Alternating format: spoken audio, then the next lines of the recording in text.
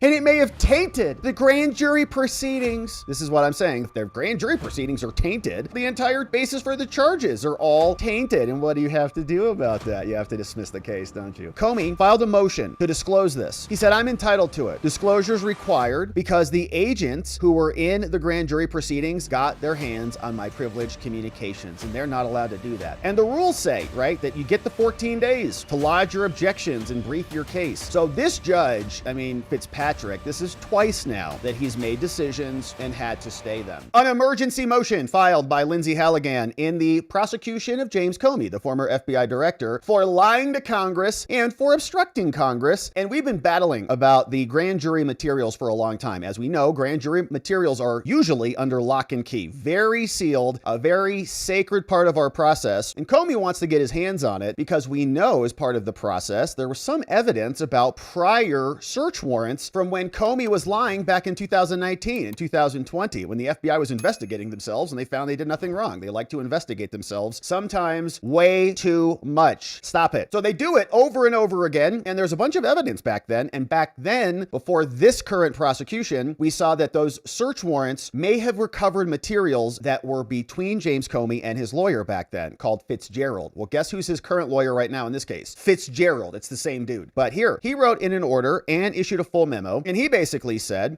pursuant to the real judges, Judge Michael Nachmanoff's order that remanded the matter of disclosure of the grand jury back to me for further proceedings, I need to go in, right? The judge already stopped him on this. We already said, can you please stay the release of this stuff? They went up to the real judge, Nachmanoff. He already said you screwed up before once. So now this is the response to, sorry, I screwed up. Sorry about that, judge, the main judge. I was supposed to have our particularized and factually based grounds for disclosing these grand jury materials. And so that's what I've done. You said I actually had to do my job, so that's what I've done. And I wrote a whole memo. It is now going to be filed concurrently with this order. And now I think, now that I've done my actual job as a judge, now I think that Comey has made a factually based showing of the need for these materials that nobody ever gets anywhere ever. Trump didn't get them. No J6ers got them. Nobody gets grand jury materials. It's basically impossible. So accordingly, he says, dun, dun, dun, dun, it is now ordered that by 3 p.m. today, the clerk of the court shall make available all the grand jury materials that were filed under seal by the government. Okay, so in other words, the judge just did like a little 1-2 punch over here. He's not saying, hey, DOJ, give it to them. The DOJ's already given it to the judge. The judge is just saying, oh, now I'm going to give it to you, Comey. Thank you, DOJ. Also ordered that the government shall no later than today, 5 p.m., produce to the defense a complete audio recording. Okay, so now that is going from the prosecution to the defense. And also ordered that the clerk of the court shall file on the public docket a version of the memo opinion that we're going to look at right now before Lindsay Halligan and their team came skidding in here. Stop, you can't do this. Main judge. And it's also ordered that all of this shall be published. And now signed on November 17th by William E. Fitzpatrick. And so that is also fresh out of the oven today. And he attached this memo to it saying, all right, this is from the judge, the lower level magistrate judge called Fitzpatrick. Same last name as James Comey's defense attorney. No relation, I'm sure. For the reasons set forth below, the court finds that the record requires James Comey gets everything because they've raised serious questions about Halligan and Trump's DOJ's misconduct. And it may have tainted the grand jury proceedings. This is what I'm saying. If their grand jury proceedings are tainted, the entire basis for the charges are all tainted. And what do you have to do about that? You have to dismiss the case, don't you? So thank you, Judge. Disclosure of grand jury materials is necessary to protect James Comey. They give us some background. All right. On October 13th, the government moved for implementation of a filter protocol. Halligan and the prosecutors, they said, hey, there might be privileged materials in here. We're seizing materials and have seized materials. And some of what we have in our investigative folder looks like it might be attorney-client privileged. We need a filter team to come separate the privilege from the non-privilege. The material was seized back in 2019 and 2020. That is not the year that we are in currently. So long time ago. In other words, Lindsay Halligan didn't come in here and go seize this stuff. This stuff was already in the possession of the DOJ or the FBI to court authorized warrants in a different district and as part of a separate investigation. So she comes in, it's like boxes of goodies. You're like, whoa, what's in here? Oh. Says the defense opposed the motion, Comey, in part on grounds that the information the government sought to review was improperly retained after the conclusion of the prior investigation. So Comey says any of that stuff in that box, once that investigation was closed, it was hands off. You can't go in there and look at that stuff. It's all, nope, it's illegal. And it was improperly used in this investigation. And she's like, you got those files too? Huh? And the government had already accessed potentially privileged information. And of course, Comey was sending letters back and forth with this lawyer under the guise of attorney-client privilege, and then hires the same dude who knows exactly what went down. Now, rather than institute a filter protocol, Comey didn't want to do that. The defense said, hey, judge, we know you're on our side. Why don't you make the government, Halligan, disclose information related to how they got that info? They said, well, this concerns, attorney-client privilege, and it's not hypothetical. What happens if the prosecutors have been exposed to attorney-client privilege materials? And it's such a joke. I mean, the double standard in our justice system just makes my blood boil, as I'm sure it does yours. But remember when Beryl Howell out of the DC District Court breached Trump's attorney-client privilege, made all of his lawyers come in there and testify and just say, attorney-client privilege schmivillage, get out of here. No one cares about it. But here, the judge is like indulging in this. Oh my gosh, what if FBI agents on email? They didn't care about that when they raided Trump's entire house in Melania's underwear drawer, sick freaks. On October 29th, we remember Judge Nachmanoff, the real judge, entered an order. He said that briefing on the government's filter protocol raises several legal questions, and we have to be resolving these before we authorize anything. And then Comey responded, and the judge appointed this judge to preside over all of this stuff. Anything about privileged materials, this judge is like, you handle this. Okay, it's like assigning like an intern to it. You're an intern judge. I got this project for you. On November 5th, this judge held a hearing on the government's motion for a filter protocol. Now, following that hearing, the court ordered the government to give these materials over to the defense so they can assert any claims of privilege, and also ordered the government not to review any of the materials at issue until these disputes are resolved. The court ordered the government to give additional information to Comey about the search and the prior use of those materials from Comey's prior investigations. And remember, the FBI, basically what they were doing is, I think they called it Arctic haze. And these were leaks related to Arctic frost. And there were like 7 of them that we got in that one disclosure. In other words, the FBI had leaks coming out of their office. They opened 7 different investigations into themselves and found nothing. And so maybe search warrants were issued back then and there was actually an investigation. Maybe it is Comey. And they go and oh no, it's not us. It was Comey in emails to Daniel Richman, but nobody got prosecuted for anything. So they say the government then appealed this court's order. Okay, we've already been down this road. This Fitzpatrick came back and said, do all this stuff. Halligan says, you can't make us do that, whack judge. And then takes this up to the higher judge. The higher judge sent it back down, said, actually, yeah, you screwed up. You got to do your job. You got to find, particularize a basis for this. Here said, this court, you didn't make sufficient enough findings. The district judge, the real judge, then remanded the matter. He said, actually, yeah, Halligan, you're right. Why don't you go and take this case back and actually do a good job this time? Why don't you analyze, like you're supposed to, whether there are particularized and factually based grounds for disclosure? Think you can do that, Fitzpatrick? So then he says, yeah, I can't find. Then on November 10th, everybody filed briefs addressing the disclosure of grand jury materials. In its brief, the government said, why don't you look at the grand jury materials in camera? We've been seeing these emails, the evidence now be published on the public docket. We know that there were burn bags. We know that Comey was writing in handwritten notes about pure knowledge about the HRC plan to tie Trump. He knew all about this and lied about it to Congress. And the list goes on and on. The same day, on November 10th, 2025, the court held a telephonic hearing. And I think we got the transcripts on that. And it granted the government's request to provide these materials to the judge. Now, the court, having considered all of this, the briefs, the oral arguments, the grand jury materials, and more, I have now finally done my job. I actually have done a particularized and factually based grounds for giving Comey these records that the defense basically never gets. The long-established policy of maintaining the secrecy of grand jury proceedings is codified in the rules of criminal procedure. However, there are exceptions to this. In this case, Mr. Comey seeks access to these materials in order to move for dismissal of the indictment. He wants the whole thing gone, which is why we're spending enough time on this, because honestly, the judge may grant some of this, based on alleged irregularities in the grand jury proceedings. Accordingly, the relevant exception here is this one, which allows me to authorize disclosure because I think there may be a grounds to dismiss the indictment. Okay, some hack magistrate judge is setting us up to dismiss Comey's entire case. A majority of courts have held that the appropriate standard that a Comey must meet is a particularized need. And there's all this case law from this case and abscess and another one from the 8th Circuit and another one from the 7th Circuit. And here's what these rules means. And here's what the courts in this district have said about it. And that's the rules section. But then we get to some background. In 2017, we learned that the U.S. Attorney's Office, so 2017, okay, this is like right in the throes of the Russia collusion hoax, Obama and the Comey Clapper cabal with Brennan, they were all, I think, January 6, 2017, talking about the new ICA Russia collusion that was all made up with Hillary Clinton's scam, Steele dossier appendix stuck in the back like to Brennan's shoe. They initiated an investigation called Arctic Haze,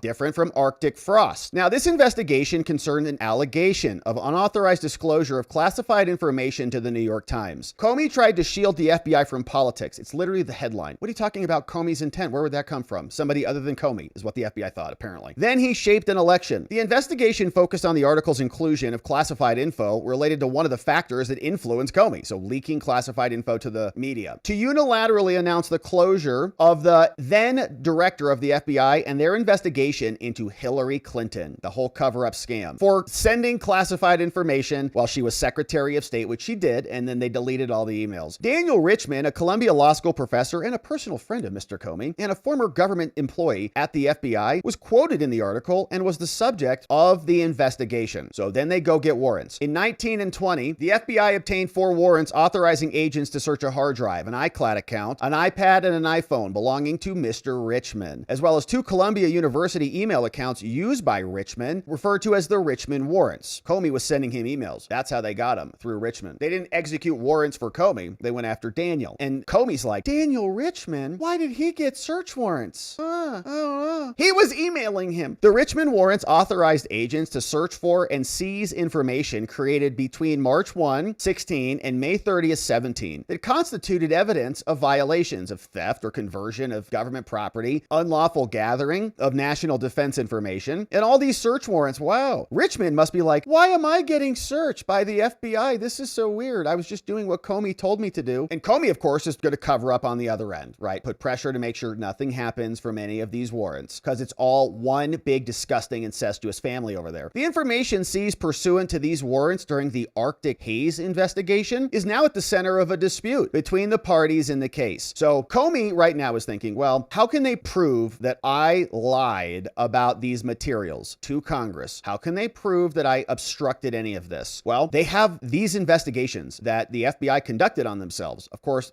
back in 2019 and 20, Comey's already gone. Then these searches, happen. Christopher Wray helps cover it up on the back end. The record reflects that in 19 and 20, the government took modest and, as it turned out, ineffective steps to identify and isolate privileged info contained in the materials. So in other words, Comey was sending emails, many of them apparently, allegedly, contain classified information to his attorney. And then the attorney would send it out to other people. And now that would create a privilege shield, a force field. You can't come after me. I sent it to my lawyer. And they're invoking that right now. Pretty smart. Now, of course, when Trump invoked that, there's another exception to attorney-client privilege called the crime fraud exception, right? And whether or not that privilege survives, if your attorney's using that privilege to further or commit another crime, which may or not have been happening here. But for example, they say the government permitted Columbia University to review the emails seized from Columbia's email accounts. So some people at Columbia may have seen Comey's dirty words to him. The government also provided the law professor Richman and his counsel back then. So in other words, then the government goes and wrecks the case. So then they say, oh yeah, why don't you guys all look at this material so we can taint it. So if you ever need to use it, we can just say, oh, all of your privilege was breached, so the case can't be prosecuted. Sorry, we screwed it up. Amazing. The government also provided Richman and his lawyers an opportunity to review this. And the government claims that the documents and communications were never reviewed as part of the Arctic Haze investigation, if they were privileged, right? So the government says, we didn't look at any privileged information. There is no taint anywhere. However, this judge says, the government never engaged Comey in the process. And Comey was emailing with Richman. And we just looked all through Richman's stuff. And so you're protecting Richman's privilege, but not Comey's privilege. And so now, unfortunately, you've tainted everything. And now James Comey can't be prosecuted. Isn't that nice how the government does that for their own? Says, even though it knew that Richman represented Mr. Comey as his lawyer, and 3 of the 4 search warrants that were authorized to go into this dude's emails were after the attorney-client relationship had been formed. In fact, an Office of the Inspector General report also noted that Comey informed the OIG that the day after his removal, he retained attorneys Patrick Fitzgerald, David Kelly, and Daniel Richman. So he goes in, he hires the same people that he's leaking to, and now everything becomes privileged. And you need a shield. These guys are not dumb. Okay, they're all engineering this. Patrick Fitzgerald's the same dude who was receiving emails from Comey back in 19 and 20. Then they just start sharing it with everybody, and the investigation wrecks the criminal charges that the DOJ can bring, which is why they're investigating themselves and finding nothing, right? It's a paper over the file. file, so nobody can get charged with anything. And it's working out brilliantly. You can see it on display. And the judges are like, wait a minute. According to an April 29, 2020 letter from Mr. Richmond's then attorney to the government, produced to the court ex parte by the defense, the DOJ informed Richmond that the data that it got from his iCloud account went all the way to 2019, way outside the scope of the warrant, and well past the date on which Mr. Richmond was retained as Comey's attorney. Now, the same letter also states, so the judge is upset that it's overbroad, says the same letter states that the DOJ informed Richmond that it had seized evidence from Richmond's hard drive that extended to 17 again, well into the period where Richmond represented Comey. And so you can't use any of that evidence because the judge is imputing that there's a breach of privilege, which is a joke. Now, at the time Richmond warrants were executed, the government was aware not only that Richmond represented Comey, so Comey has him as his lawyer and Comey is leaking to him, so now you can't investigate the Comey leaking to Richmond, but also that he maintained ongoing attorney-client relationships with other individuals and that the FBI materials about his resignation as an SGE, special government employee, noted his intention to represent another defendant in another criminal prosecution. And so, as a result, when the government got the first warrant in 19 for Richmond, it was foreseeable that there may have been privileged materials, including on Comey. Nevertheless, the government, and this was Christopher Wray's FBI, made a conscious decision to exclude Mr. Comey from the filter process, thereby tainting and wrecking the evidence. Even though Comey, as the client, is the privilege holder, is not Mr. Richmond, and so you have to protect Comey when you're going through Richmond's files. The government claimed at the hearing that Richmond at the time himself was the subject of another criminal investigation for the leaks that they couldn't find. Who's leaking? We don't know. They get all of his emails. All the emails say, they have the emails. They know. The FBI knew that it was Comey. Was in a position to effectively assert Comey's privilege is entirely unreasonable. And then maybe during that investigation, Wray saying, well, Comey was emailing with his lawyer. You can't look at any of those things. Of equal concern is whether the government, this is the judge speaking, complied with the Fourth Amendment. And you may only see certain materials. And this was overbroad. And this is a violation of Comey's Fourth Amendment privileges against unlawful search and seizure.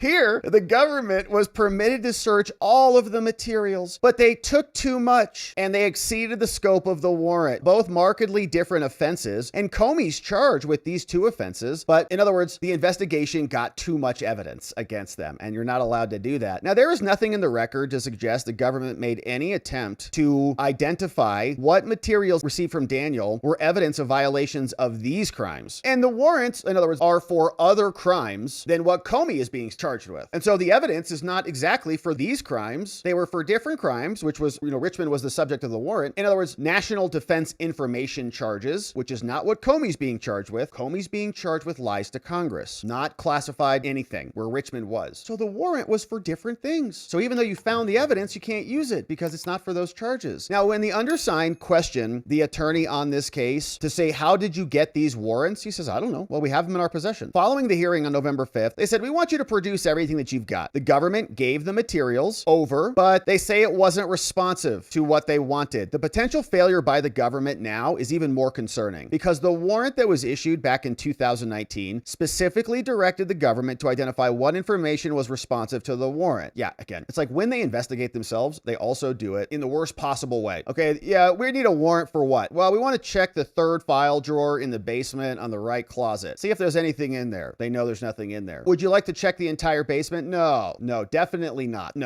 Just that one closet with that one manila file folder in there. You open it up. Oh, we searched for it. Couldn't find what was happening. And then they investigate themselves 7 times and then they find no results and nobody knows who's leaking. And it's the FBI director who's leaking. That's literally our FBI. It's really so disgusting and sick. The government appears to have conflated its obligation to protect privileged information. The entire Arctic Haze investigation was closed and no charges were filed. The Richmond materials were dormant and then the Bureau chose to rummage through them again. This hack judge, that is evidence. The fraudulent FBI that was covering up for James Comey and Daniel Richmond, they're the ones that closed the investigation. They're the ones that came to the conclusion that there were no charges capable of being filed. That's obviously a bad investigation. The 2025 search of the materials then came back out. So now Trump comes in 2025. Of course, Trump was in back then during 19 and 20, but it was the Christopher Wray FBI. By the summer of 25, 25 this year, the FBI at the Eastern District, now Lindsay Halligan, had initiated a criminal investigation into Comey. Another FBI agent was instructed to review a Blu-ray disc that contained a full Cellbrite extraction and reader reports of Mr. Richmond's phone. Now, inexplicably, the judge says, the government elected not to seek a warrant, a new warrant for this new search, even though the 2025 investigation was focused on a different person, was exploring fundamentally different legal theories, different charges, and was predicated on an entirely different set of criminal offenses. So you need a new warrant to go look at this evidence from Comey's lawyer that is just damning for Comey. You can't use that, even though it's in the government's possession lawfully. They got it as a result of another valid warrant. You can't use that evidence against somebody else unless you go get another warrant for it. The court recognizes that a failure to seek a new warrant is highly unusual, says this magistrate judge that nobody knows anything about. The court also recognizes that seeking a new warrant would have required a fresh legal analysis and resulted in a delay. And the statute of limitations was going to expire in 18 days from the moment the investigation was opened. If a new warrant had been sought by the government, the Fourth Amendment would have required it to be narrowly tailored, and it's way too overbroad, and you seized a bunch of stuff, items that are devastating for James Comey. And so I'm going to go through and twist myself into a pretzel to try to carve out the evidence that is damning for our client's case. In this case, the judge is basically representing Comey. Having decided to forge ahead in these highly unusual circumstances, everything's so strange for this judge, everything should be conducted by career prosecutors and take 15 years to do anything. The FBI agent conducting the search was instructed to look at conversations between Richmond and Comey. There appeared to be no precautions for the privileged communications that were there. And so this is now tainted. And another agent got new materials, and this materials are just damning. We've read them here. Comey was literally explaining the innards of very, very sensitive investigations to his BFF Richmond, maybe on a long walk at the beach,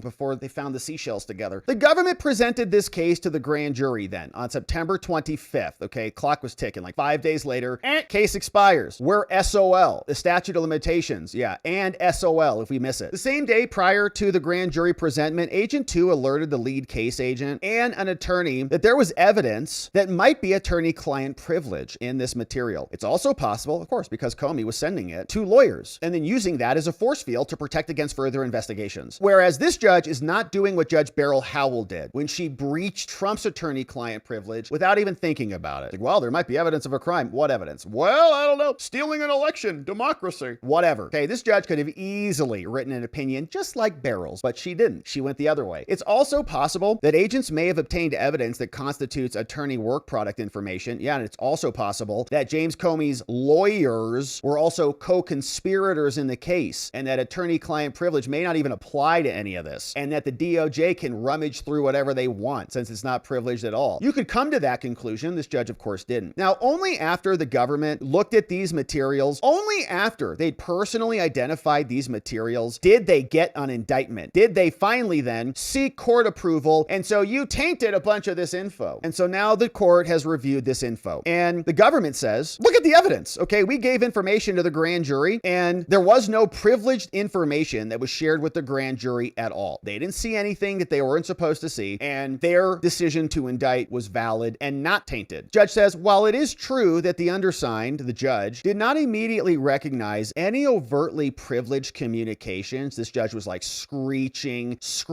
through this entire hearing to try to find anything that was privileged to kick this and dismiss this entire case, but he didn't. It's equally true that the materials seized from the warrants were the cornerstone of the grand jury presentation. So he doesn't like the evidence. Yeah. The government substantially relied on statements involving Comey and Richmond. Agent 3 referred to these statements in multiple questions from the prosecutor, and the jurors were just given a limited overview of privileged communications that were damning, that were crimes, or evidence or indicia of a crime. In our opinion, it should have breached those privileged communications in the first place. But the government and the position that privileged materials were not directly shared ignores the unacceptable prospect that privileged materials were used to shape the government's presentation. And so the evidence wasn't privileged, but it was kind of privileged, and it was really bad for the jurors to see it. And again, here we go. So is there like a legal principle? Having been requested by the government to review this, there also appear to be fundamental misstatements of law. First, after having advised the grand jurors that the prosecutor was their legal advisor, the prosecutor stated redacted. And this is a misstatement of the law. And it suggests to the jury that Comey doesn't have a Fifth Amendment right not to testify. So maybe it's like, something like what I would infers like, Comey could explain himself, but he didn't. He didn't respond to our something, well, he can testify. He doesn't have a right to testify. And if you say that his silence should be used against him, you're infringing on his rights, which is a true statement, but we don't know what the hell was said. The prosecutor's statement that so-and-so something may have reasonably set an expectation in the minds of the jurors. This is like ridiculous, man. This judge, and it might unreasonably set an expectation in the minds of the grand jurors. This judge is like a defense attorney. And second, the prosecutor told the grand jury that there was something. Comey's a piece of work, lying hack. Now that statement suggested to the grand jury that they don't have to rely on the record before them and that more evidence would come at trial. And so the whole thing's perverted. So now the first indictment that was presented, and there may be other things. The second indictment concluded, was returned. More happened. On November 14th, the prosecutor filed a declaration and then further stated at 6:40. So kind of, the short time span, the grand jury rejected one count in the original indictment. They go in, they get a second indictment, sign that indictment, present it, and some more kind of procedural stuff happens. Either way, this unusual series of events, still not fully explained, calls into question the presumption of regularity. And so I might have the ability to dismiss this case. The judge giving us a bunch of case law around this. I think that it has been so tainted because James Comey hired a bunch of lawyers and then used them to shovel information out through them and then basically ensconce the entire case in this attorney-client privilege veil. And this might be prosecutorial misconduct from Lindsay Halligan. And so there is a reasonable basis to challenge the grand jury. The warrants exceeded the scope and there was privileged information inside, and the defense has a right to these materials. 11 different justifications for it. And I know that this stuff is supposed to be very secret and I'm not supposed to give you these things, but I've done my analysis and I am now deciding to release it. Here, the grand jury's role in this case is over. Statute of limitations has expired. Okay, so like if this case gets dumped, there's a good argument it can't come back. Saying the only person to testify before this was a single federal agent. So what? Same thing with like Maxwell and Epstein. So what? There are other persons who have information who testified, and the government offered no reason why the grand jury material should be kept. So Comey should get all of the benefits of the doubt and get everything handed to him on a silver platter because this judge, William Fitzpatrick, the magistrate judge, just decides that suddenly the Trump DOJ is doing things improperly and acting with misconduct and now saying, well, all of this was very protected and you're walking around stepping on important, protections of James Comey. And so now the case is on the precipice of getting dumped. You can just feel it in that decision. So James Comey is being prosecuted, and now Lindsay Halligan responds to that ridiculous decision and says, all right, going and talking to the real judge, an emergency motion to stay that lower level order from Fitzpatrick. They say, all right, judge, real judge, not Fitzgerald. The government files this emergency stay of Fitzpatrick's order that directed everybody to send all of these materials over to Comey by the close of the day. As you know, the rules say the government may serve and file objections after any orders from a magistrate judge. He can't order this stuff to be released immediately. We have to have time to come to you. And so we respectfully ask you to stay this order pending your full consideration of the entire case. Now, although 14 days is contemplated, we only need 1 week. So just give us until November 24th to respond. Here's why. On October 13th, from Lindsay Halligan, the government moved for implementation of a filter protocol to filter out the privileged materials. Comey opposed that motion. In response, in his opposition, he asked the court, tell him to give us all of this grand jury material. October 29th, the court noted that briefing on this raised several questions, and now we have a magistrate judge, this lower level judge, gets appointed to preside over this battle. Then Comey filed a motion to disclose this. He said, I'm entitled to it. Disclosures required because the agents who were in the grand jury proceedings got their hands on my privileged communications, and they're not allowed to do that. Now, under the court's scheduling order, the government filed its response, and a hearing has now been set for December 9th. But during the November 5th hearing on the filter protocol, the lower level judge ordered us to give over all grand jury materials by the close of November 6th. Remember, we've already done this. November 5th, get it out tomorrow. They said, what? On November 6th, the government filed an appeal, said this judge is acting like a maniac. Then on November 7th, the court sent it back to the lower judge and said, you actually have to do your job. Okay, we covered that here. Then on November 10th, he held a telephonic hearing. He said, give me all the materials, I'll look at it. Then on November 17th, that's the day. He said, again, on today, look at this. These judges are such hacks. At 10:38 a.m., the judge files a motion. He says by 3 p.m. on the same day, so that the Trump DOJ doesn't have an opportunity under the rules to lodge their objections to the real judge, release it by 10:38 by 3 p.m. Then they said release more by 5 p.m. Now, the judge's new order is contrary to the law, and the government should be allowed to object under the rules. Thus, the court should stay this. Under the rules, a district judge may refer to a magistrate judge for determination any of these smaller issues. This is a pretty big issue, but he gave it to this judge. Now, after the magistrate judge, the rules say, quote, after they enter on the record an oral or written order, which we got, a party may serve and file objections to the order within 14 days. Then the district judge, not the lower judge, must consider timely objections and modify or set aside any part of the order that is contrary to the law or clearly erroneous. And an order is contrary to the law when it misapplies the rules. Now, the long-established rule of keeping grand jury proceedings secret have been ensconced forever. The rule provides just 3 circumstances when you can lift it, and they rely only on one, which allows the court to authorize disclosure if they show there's a grounds to dismiss the indictment. Now, the exception is not an invitation for them to fish around for things, and because grand jury proceedings are entitled to a presumption of regularity, he bears a high burden. We need a particularized and factually based grounds for this. And the judge was doing a lot of like presumptions. Well, the grand jury may have thought this, and it could have thought this, and the statement by Lindsay said this, and that could have been interpreted accordingly. So it's a lot of what ifs, maybes, and speculative. Now, in deciding whether to release these materials, courts must balance the petitioner's need, Comey's need, faced against the traditional reasons for secrecy in grand jury proceedings. And only in cases where we need it and it outweighs the secrecy will we release it. Now, our position, Halligan's team, is that disclosure of grand jury materials is not warranted under the facts here. And we believe that the lower level judge may have interpreted some facts he found when issuing the latest order. For instance, whether the defendant has any standing to challenge the Richmond materials at all, the full context of the statements made by the prosecutor to the grand jury, that Agent 3 was exposed to potentially privileged materials, and that 2 indictments were presented to the grand jury. Now, additionally, so saying we got some,